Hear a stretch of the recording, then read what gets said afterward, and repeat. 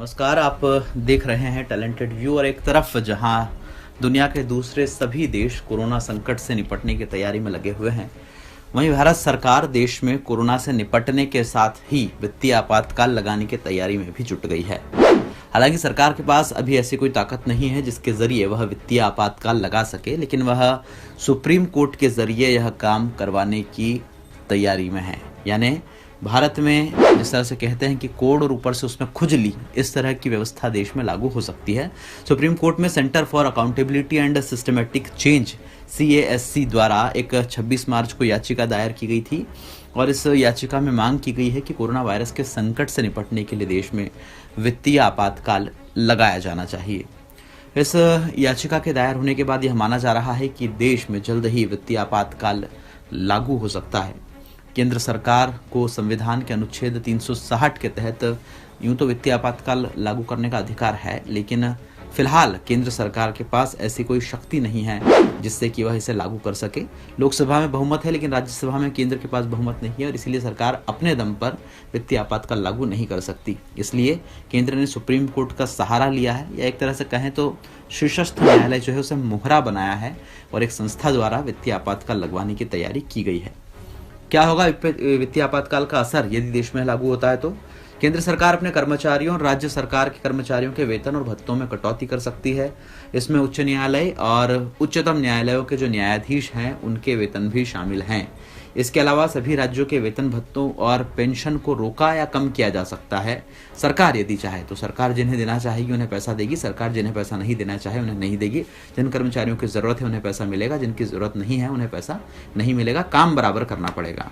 2019-20 के लिए ये जो राशि है वेतन की, ये लगभग 9 लाख करोड़ रुपए है और केंद्र के असैन्य कर्मचारी का जो वेतन और भत्ते हैं उनको मिलाकर 2.5 लाख यानी कि 2.5 लाख करोड़ रुपए होता है। वित्तीय आपातकाल लागू करते ही केंद्र सरकार को राज्य सरकार के वेतन और पेंशन में कटौती की छूट मिल जाएगी, जिस पर अभी सरकार को 11.5 लाख करोड़, ये जो ऊपर मैंने आपको दोनों बताए, जोड़कर खर्च करना पड़ता है।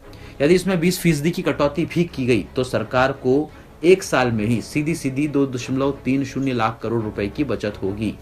चूंकि वित्तीय आपातकाल में सभी वित्तीय स्वामित्व केंद्र और राज्य सरकारों के पास होंगे, ऐसे में सभी निर्णय केवल सरकार ही कर सकेगी। इसमें बैंकों पर कई तरह के बंधन या पाबंदियां लगाई जा सकेगी। हो सकता है पैसे की जो निकासी की सीमा हो या पैसे रखने की जो ब्याज दर वगैरह की सीमा हो, ये भी केंद्र तय करे। इसके अलावा बजट में भी कटौती कर सकता है केंद्र राज्य सरकारों के, और तमाम सारे निर्णय आ सकते हैं। पहले कब आपातकाल लागू हुआ है देश में, जरा इसे भी समझ लेते। इससे पहले 1962 में जब भारत और चीन का युद्ध हुआ था उस समय, इसके अलावा 1975 में जब भारत और पाकिस्तान का युद्ध हुआ था उस समय, और 1975 में ही जब आंतरिक गड़बड़ी का हवाला देकर देश में आपातकाल को संविधान के अनुच्छेद 352 के तहत लगाया गया था।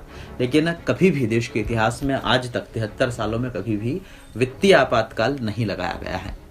क्या क्या असर होगा इसका? देश में यदि वित्तीय आपातकाल लगता है तो देश में नागरिकों के वित्तीय अधिकार और मौलिक अधिकार पहले तो ये समाप्त होंगे।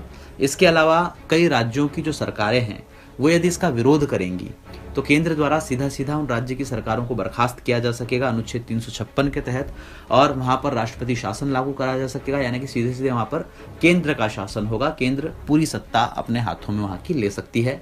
राज्य सरकारों के बजट भी केंद्र ही पास करेगा। राज्य का यदि पैसा देने का मन हो केंद्र सरकार को तो देगी, अन्यथा नहीं देगी। और बाजार में, खासकर शेयर मार्केट में इस बात की चर्चा जोरों पर है अब कि देश में वित्तीय आपातकाल जल्द ही लागू होगा। बाजार ने इसको लेकर तैयारी कर दी है। लोगों में इस बात की उम्मीदें भी बढ़ गई है बाजार वालों में कि बाजार को प्रोत्साहन देने के लिए सरकार अलग से पैकेज घोषित करेगी, और इस तरह से अलग अलग चर्चाएं चल रही हैं। तो वर्तमान में सुप्रीम कोर्ट जो है सरकार को सहयोग करने के लिए जाना जाता है, और हम सभी जानते हैं कि सरकार को जो भी फैसला करवाना होता है, चाहे 370 का हो या दूसरे सारे फैसले हो, सुप्रीम कोर्ट ही करता है। और ऐसे में देश में वित्तीय आपातकाल भी यदि लागू होता है तो इससे न सिर्फ लोगों के आर्थिक और मौलिक अधिकार प्रभावित होंगे, बल्कि देश को कई सारी कठिनाइयों से भी गुजरना पड़ेगा। इससे सिर्फ वेतन भत्ते ही प्रभावित नहीं होंगे, बल्कि इससे राजनीतिक और प्रशासनिक समीकरण भी बदलेंगे। तानाशाही की जो परंपरा देश में लागू हुई है वह भी इस दौरान चरम पर होगी। और यदि सामान्य शब्दों में ये कहा जाए तो ये वित्तीय आपातकाल यदि लागू होता है तो सिर्फ पंत प्रधान ही इस देश के मालिक होंगे, जनता नहीं। इसलिए जो लोग भ्रम पाल के बैठे हैं कि हम मालिक हैं, हम जनता हैं, वो भी अपने मुगालते जरा दूर कर लें और तैयार हो जाएं इस बात के लिए कि आने वाले कुछ ही महीनों में देश में कई बड़े बदलाव भी हो सकते हैं। एजेंसी की खबर थी, हमने आप तक पहुंचाई। उम्मीद करते हैं कि यह खबर आपको पसंद आई होगी। नमस्कार। अगर आपको हमारे वीडियोस पसंद आए तो प्लीज लाइक करें, सब्सक्राइब करें और शेयर